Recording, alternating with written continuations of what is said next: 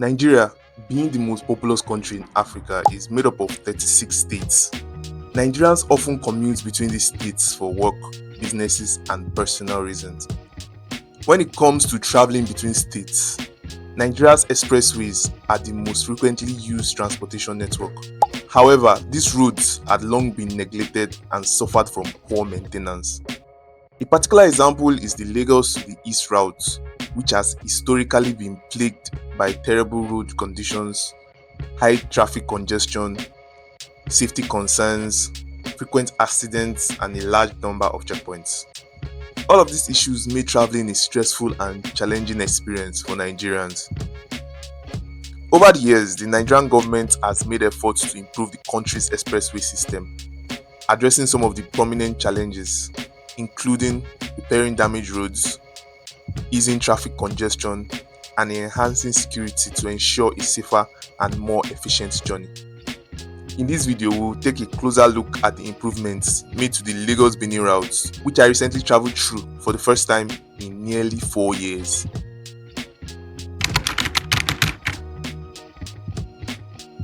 Did you know that nearly 95% of Nigerians rely on road travel as their primary means of getting around? Today, I'm traveling from Lagos to Benin for my friend's wedding, and to be completely honest, I wasn't particularly excited about the idea of taking a road trip by bus. However, given that I didn't have enough funds for a flight, this was my only option.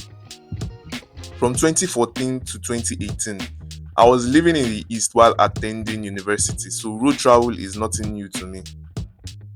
I used to make the journey between Lagos and Enugu up to 6 times or more every year. Each trip was always filled with a sense of unease, as I often worried about potential risk. Would I encounter a reckless driver? What if the roads were blocked, delaying my trip? There was always the looming possibility of kidnapping, robbery, or accidents, and I even had a couple of close calls along the way. In fact, I had 2 rather unsettling experiences over the years. Fast forward to 2025, and I wasn't quite sure what to expect on this journey. However, I decided to remain hopeful that things had improved. Now let me share the changes I noticed along the Lagos-Benin Expressway 2025. 1. Better roads. One of the most significant changes I noticed was the quality of the roads. The Nigerian government has clearly invested in repairing the entire Lagos-Benin highway, which stretches across Lagos State, Ogun State, Ondo State, and finally reaches Benin State. To my surprise, the roads that were once riddled with potholes and dangerous cracks had been fully resurfaced. Previously, driving along this route was a stressful experience, with drivers constantly trying to dodge potholes, large trucks, and other obstacles that often lead to accidents. This time, however, the road felt smooth and well maintained, and it was a much more comfortable experience. What I found particularly impressive was that the government didn't just simply patch up the old road as they had done in the past. Instead, the entire expressway was entirely removed and replaced with new concrete, which gives the road a brand new feel. This is a positive step forward, and I hope this trend continues in other states. Moreover, the new roads have significantly reduced the time it takes to travel from Lagos to Benin. What used to be a 4 to 5 hour trip often stretched to 8 or 10 hours due to bad roads and traffic jams. But now, the improved roads are allowing for faster, more efficient travel. 2. Rare business opportunities. Another noticeable change was the reduction in street vendors along the highway. With fewer or no poor road conditions, there were fewer hawkers on the roads selling their goods. This is a relief because these vendors often littered the expressway area with plastic bottles, wrappers, and other trash without any effort to clean up. Instead, buses and travelers now take breaks at the usual stops in Ore, located in Ondo State.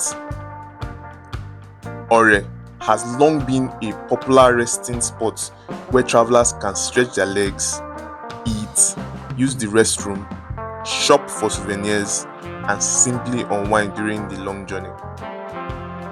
As a child, stopping at Ore always felt like a special part of the trip, and of course, I used to enjoy buying the traditional suya. However, a word of caution: be careful about what you eat, as some food could upset your stomach, leading to unpleasant consequences.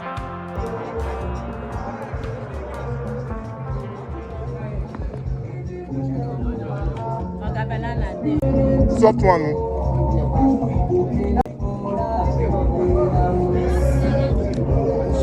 Soft one.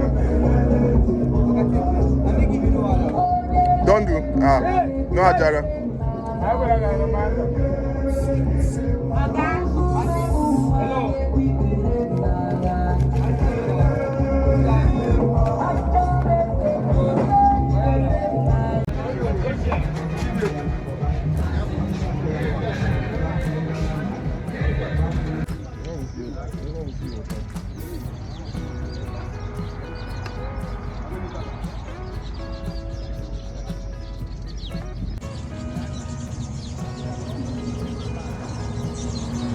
Three, tractors on the highway.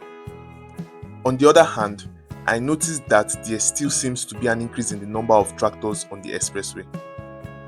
While better road conditions have reduced the number of accidents and breakdowns involving these tractors, it does raise an important question: should tractors and oil tankers be using the same highways as regular buses and cars?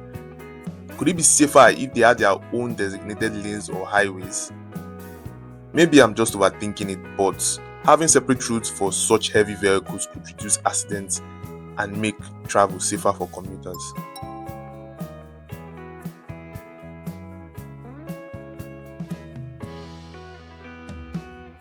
4. High mining activities. Another change I observed was the establishment of numerous mining operations in Ogun and Ondo states, where large mineral factories and plants are now set up.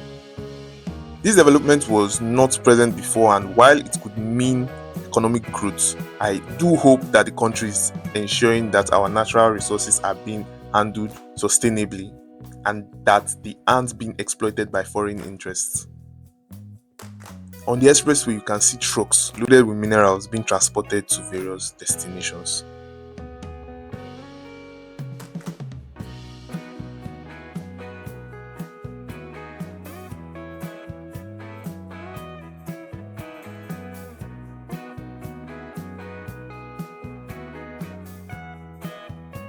Five, increased checkpoints. Lastly, something that hasn't changed much, if anything it has gotten worse, is the number of checkpoints along the routes. It felt like there were checkpoints every 10 minutes. Now I fully support the need for safety checks and security on the highways, but it feels as though many of these checkpoints are more about extorting drivers, especially those in higher end cars.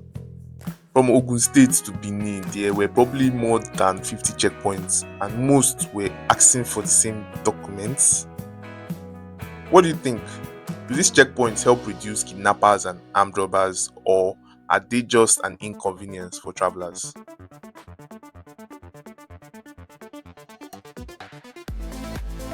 In conclusion, Nigeria's expressway system has made significant strides in improvement, particularly when it comes to the condition of the roads. However, some issues such as the presence of excessive checkpoints and the growing number of large vehicles on the highways still needs attention. Have you noticed any changes like this during your travels? Feel free to share your thoughts in the comment section. Don't forget to like and subscribe if you haven't, and I look forward to seeing you in the next video. Peace.